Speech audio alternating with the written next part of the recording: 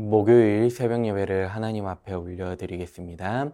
오늘 우리에게 주신 하나님의 말씀 예레미야 33장 14절에서 26절 말씀입니다. 여호와의 말씀이니라. 보라, 내가 이스라엘 집과 유다 집에 대하여 일러준 선한 말을 성취할 날이 이르리라. 그날 그때에 내가 다윗에게서 한 공의로운 가지가 나게 하리니 그가 이 땅에 정의와 공의를 실행할 것이라.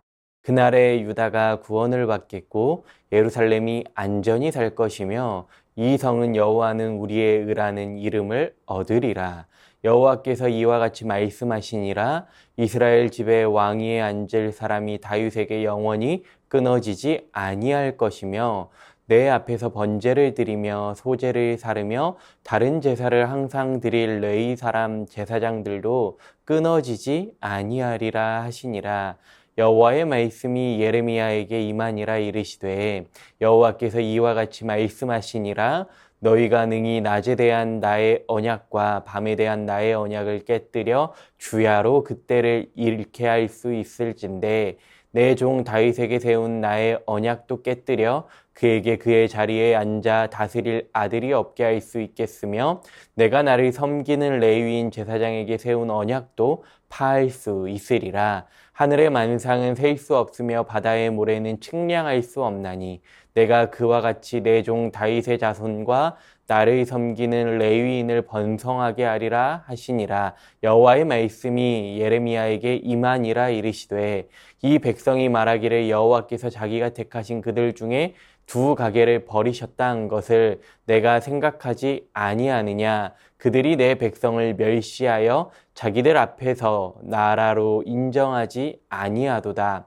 여호와께서 이와 같이 말씀하시니라. 내가 주야로 맺은 언약이 없다든지 천지의 법칙을 내가 정하지 아니하였다면 야곱과 내 종 다윗의 자손을 버리고 다시는 다윗의 자손 중에서 아브라함과 이삭과 야곱의 자손을 다스릴 자를 택하지 아니하리라. 내가 그 포로된 자를 돌아오게 하고 그를 불쌍히 여기리라. 아멘. 하나님께서는 오늘 본문 말씀을 통해 이스라엘에게 두 가지 회복을 약속하고 계십니다. 오늘 본문 17절과 18절 말씀을 보시면 첫 번째로 때가 되면 다윗의 후손이 다시 왕이 되어 주의 백성을 다스릴 것이며 두 번째는 레위 사람들 중 다시 제사장들이 나와 하나님께 제물을 드리게 될 것이라는 말씀입니다. 오늘 본문 14절 말씀 보시면 여호와의 말씀이니라. 보라, 내가 이스라엘 집과 유다 집에 대하여 일러준 선한 말을 성취할 날이 이르리라 라고 말씀합니다.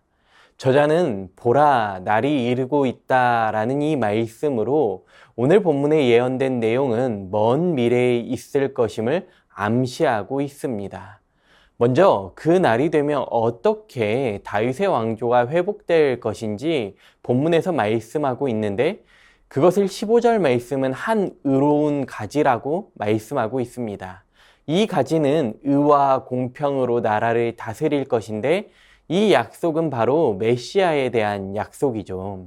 그는 유다가 평안히 거할 수 있도록 모든 것을 배려할 것이며 예루살렘은 여호와 우리의 의라는 새 이름을 얻게 될 것이라고 말씀합니다. 이 말씀은 또한 이스라엘이 남과 북으로 나누어진 이 시대가 끝날 것을 말씀합니다. 원래 이스라엘은 한 나라여야 했는데 인간의 죄로 인해 둘로 나누어지게 되었습니다. 예레미야 시대의 다윗 계열의 유다 왕은 이집트로, 다른 한 왕은 바벨론으로 끌려갔습니다. 유다를 다스리고 있는 현재의 왕도 1년 내에 바벨론으로 끌려갈 상황이기 때문에 아무리 찾아보아도 다윗 왕조에는 소망이 없습니다. 그런데 하나님께서는 이 다윗의 왕조를 통해 메시아를 보내실 것이라고 말씀하고 계십니다. 그러니까 메시아가 예루살렘에서 다스리신다는 것은 또한 유다와 예루살렘이 회복될 것이라는 말씀입니다. 그러므로 오늘 말씀에서 기록된 예언은 매우 절망적인 상황에서 이 선포된 참으로 놀랍고 감격스러운 약속입니다. 또 한 가지는 메시아가 오면 당연히 예배와 찬송이 회복될 것이라고 말씀합니다. 오늘 본문 18절 말씀입니다. 내 앞에서 번제를 드리며 소제를 사르며 다른 제사를 항상 드릴 레위 사람 제사장들도 끊어지지 아니하리라 하시니라. 레위 제사장들이 번제 제물, 곡식 제물, 희생물을 살라 바칠 것인데, 다시 말하면 이 제물들이 상징하는 예배의 온전한 회복이 이루어지는 시대가 올 것이라는 말씀입니다. 이처럼 하나님께서는 다윗 왕조와 레위 제사장권을 회복하시려는 이유는 바로 하나님께서 과거에 다윗과 아론에게 하신 약속 때문입니다. 레위 지파에 속한 사람만이 제사장이 되어 여호와의 성전에서 사역을 하게 된다는 것은 출애굽 때에 이미 선포된 말씀이었죠. 또한 다윗과의 약속은 사무엘하 7장 말씀에서 하나님께서 나단 선지자를 통해 다윗 왕과 그 후손들의 왕위를 영원히 보장해 주겠다고 약속하셨습니다. 하나님께서 이들과의 약속을 영원히 존중할 것이라는 말씀을 통해 하나님께서는 하나님의 백성들을 향한 하나님의 마음을 나타내 보여주십니다.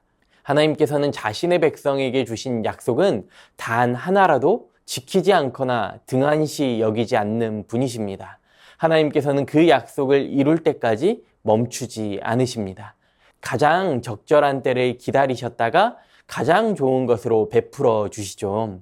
그러므로 하나님께서 하신 약속이 때로는 당장 이루어질 때도 있지만 때로는 그렇지 않고 몇 세대가 지나야 성취될 때도 있습니다. 그러나 중요한 것은 하나님께서는 반드시 이 약속을 이루신다는 것입니다. 오늘 본문 24절 말씀 보시면 이 백성이 말하기를 여호와께서 자기가 택하신 그들 중에 두 가게를 버리셨다 한 것을 내가 생각하지 아니하느냐.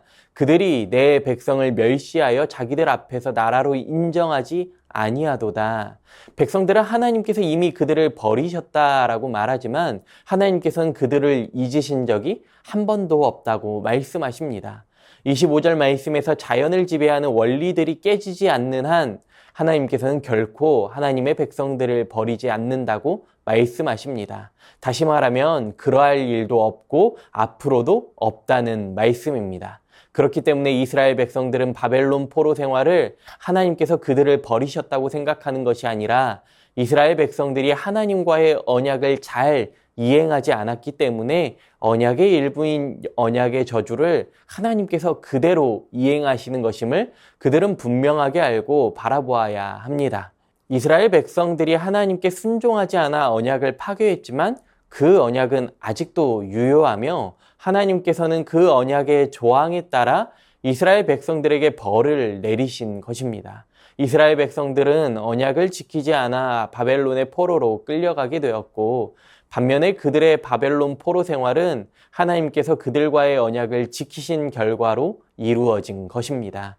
그러므로 주님의 백성의 포로 생활은 하나님께서 이스라엘을 버리셨다라는 의미가 아닙니다. 이스라엘의 선민 신분이 파괴된 것도 아닙니다. 오히려 이스라엘의 선민 지위는 포로 생활을 하는 동안에도 계속되고 있었습니다. 하나님께서는 한 번 선택하면 끝까지 책임지시는 분이십니다. 이러한 하나님의 은혜와 의지가 오늘 본문에서 약속하는 모든 회복을 가능하게 하는 것입니다.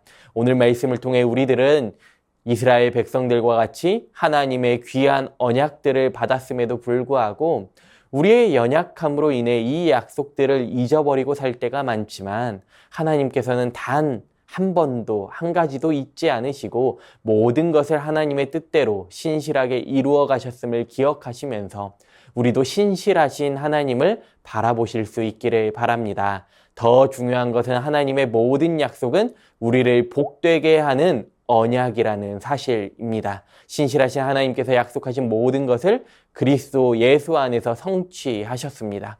우리에게 주신 언약을 반드시 이루시는 하나님이심을 우리가 기억하시면서 신실하신 하나님의 은혜에 날마다 감사와 찬양 올려드리는 우리의 모든 삶이 되시기를 이 시간 간절히 소망합니다. 주신 말씀 기억하시면서 함께 기도하겠습니다. 약속을 이루시는 하나님을 바라보며 날마다 소망을 잃지 않게 하옵소서. 약속을 이루시는 하나님을 기억하며 날마다 감사와 찬양 올려드리는 삶 살아가게 하여 주시옵소서. 모든 것이 하나님의 주권 아래에 있음을 기억하며 날마다 담대함을 가지고 하나님의 약속을 붙들고 살아가는 복된 인생 되게 하여 주시옵소서. 주신 말씀 기억하시면서 기도하겠습니다.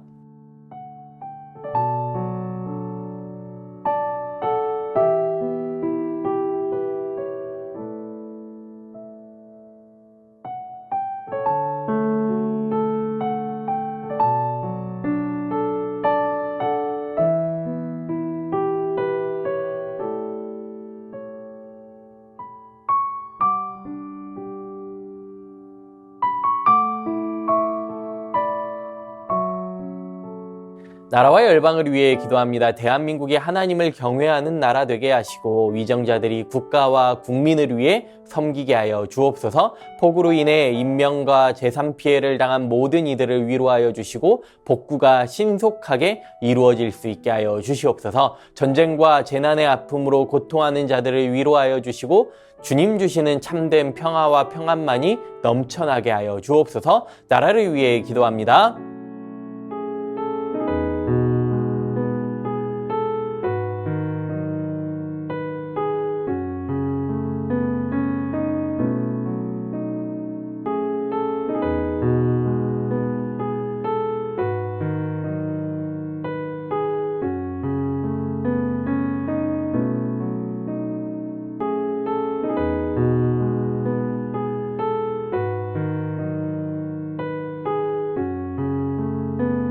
교회를 위해 기도합니다. 가난하든 부하든 환난이 있든 무탈하든 늘 주님만을 바라는 가난한 심령 되게 하여 주시옵소서. 담임 목사님 성령 충만하게 하시고 세임과 능력과 지혜를 더하여 주시옵소서. 다음 세대의 여름 사역 위에 크신 은혜로 함께하여 주시고 준비하는 모든 손길마다 하나님의 마음 허락하여 주시옵소서. 교회를 위해 기도합니다.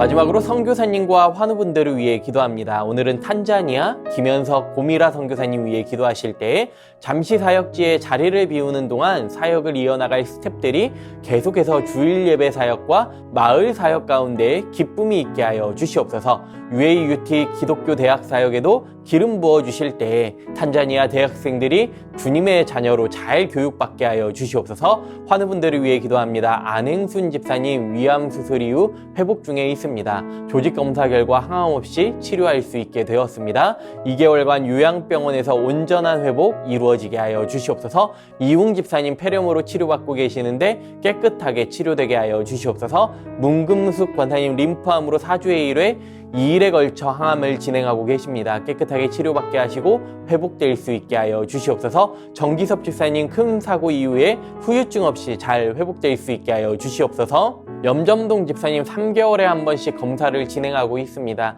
운동만 잘하시면 전립선 암으로부터 자유할 수 있다고 합니다. 끝까지 주님께서 치료하여 주시옵소서. 조국빈 집사님 직장암 수술 이후 회복 가운데 있습니다. 암세포를 남김없이 제거하여 주시고 완전하게 회복될 수 있게 하여 주시옵소서. 한양님 권사님 목 디스크 통증으로 치료받고 계십니다. 속기 통증이 사라져서 건강한 일상 살게 하여 주시옵소서. 최기숙 집사님 유방암으로 항암 마치고 수술까지 마쳤습니다. 6월부터 방사선 치료를 시작하고 12월까지 표적 치료하는데 모든 치료의 과정 잘 마치게 하시고 깨끗하게 회복되게 하여 주시옵소서. 김민정 집사님 피검사 결과 2차 방사선 치료 9월 2일에 진행하게 되었습니다. 이후에 모든 과정을 하나님께 맡기며 잘 감당할 수 있는 힘을 더하여 주시옵소서. 이정희 집사님 담도암 수술 이후 회복 가운데 있습니다. 완치까지 선하게 인도하여 주시옵소서. 이용님 성도님 등에 생긴 종양 치료를 위해 항암 중에 있습니다. 기존 치료제에 내성이 생겨 치료제를 변경한 이후 여러 가지 부작용으로 어려움 가운데 있습니다. 부작용 없게 하시고 완치까지 인도하여 주시옵소서. 권오승 원사님 계속되는 하암 가운데 잘 견뎌낼 수 있는 체력 더하여 주시고 깨끗하게 회복시켜 주셔서 항암 없이 회복되게 하여 주시옵소서. 노성빈 형제님 크론병을 앓고 있습니다. 한 달에 한 번 주사 치료 이어오고 있는데 부작용 없게 하시고 예배를 통해 하나님과의 관계 회복될 수 있게 하여 주시옵소서. 이외에도 수술 이후 회복 가운데 계신 분들, 크고 작은 질병으로 어려움 가운데 계신 분들, 모든 환우분들의 몸과 마음 회복시켜 달라고 마지막으로 선교사님과 환우분들을 위해 기도하시고 개인 기도하겠습니다.